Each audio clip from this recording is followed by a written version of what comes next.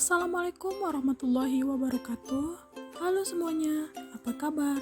Semoga tetap baik-baik saja ya. Selamat datang di pembelajaran Komunikasi Internasional bersama saya Ulfa Lestari dari Prodi Ilmu Komunikasi Fakultas Ilmu Komunikasi Universitas Teknologi Sumbawa. Di video ini, saya akan membahas materi tentang kebebasan pers atau press freedom. Teman-teman tahu nggak sih apa itu kebebasan pers? Kebebasan pers adalah hak yang diberikan oleh konstitusi atau perlindungan hukum yang berkaitan dengan media atau bahan-bahan yang dipublikasikan seperti menyebarluaskan, percetakan, dan penerbitan melalui surat kabar, majalah, buku, atau dalam material lainnya tanpa adanya campur tangan atau perlakuan sensor dari pemerintah. Selanjutnya ada sejarah kebebasan pers. Hari Kebebasan Pers Sedunia atau World Press Freedom Day ditetapkan oleh PBB setiap tahun yaitu pada tanggal 3 Mei. Berdasarkan Universal Declaration of Human Rights tahun 1948, pasal 19 ditetapkannya Hari Kebebasan Pers Sedunia bertujuan untuk menghormati kebebasan pers dan mengingatkan pemerintah agar tugas mereka untuk menghormati dan mematuhi hak atas kebebasan berekspresi.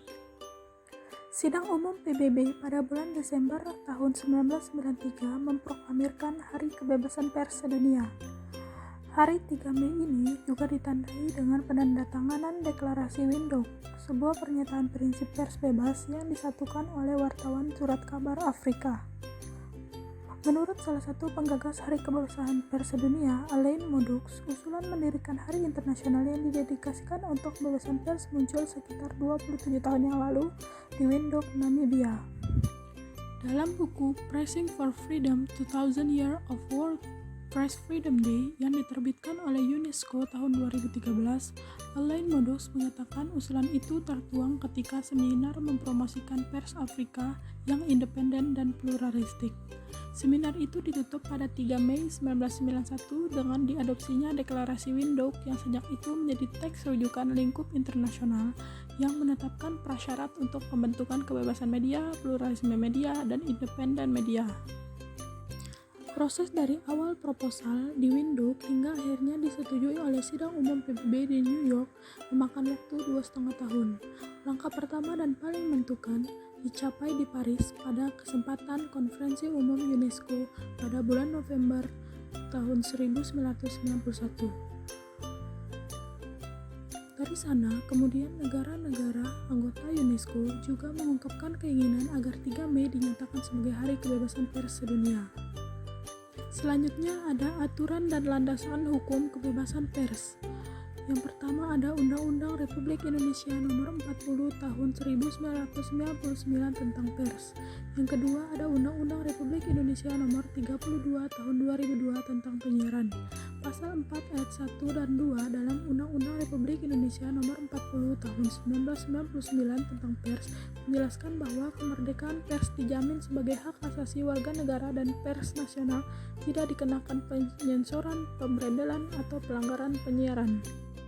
Lalu, ada manfaat kebebasan pers, yaitu sebagai penyalur aspirasi rakyat, mendapatkan kebenaran, kontrol sosial, penyebaran informasi, komunikasi massa, penghubung antar sesama manusia, menyebarkan iptek, dan sebagai hiburan. Selanjutnya, ada faktor-faktor penyebab penyalahgunaan kebebasan pers.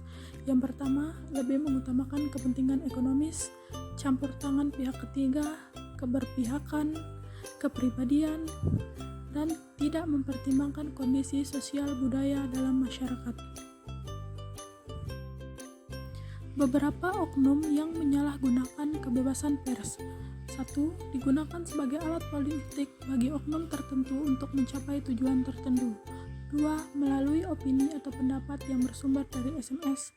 3. Media elektronik atau TV. 4. Pejabat atau orang kaya yang diduga melakukan KKN, korupsi, kolusi, dan nepotisme.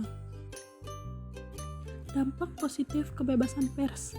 Dampak positif dari kebebasan pers yaitu memberi ruang kepada publik untuk menginformasikan segala sesuatu yang berguna untuk khalayak umum dari semua golongan yang ada di masyarakat dan dapat memberi tambahan wawasan Nusantara dalam kehidupan bernegara ataupun memberi pendidikan.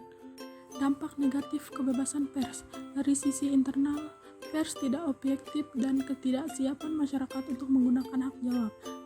Dari sisi eksternal, merusak akhlak dan moral bangsa, menimbulkan ketegangan dalam masyarakat, menimbulkan sikap saling curiga dan perpecahan dalam masyarakat, dan menimbulkan sikap antipati terhadap pers. Sekian yang dapat saya sampaikan. Wabillahi taufiq wal hidayah. Wassalamualaikum warahmatullahi wabarakatuh.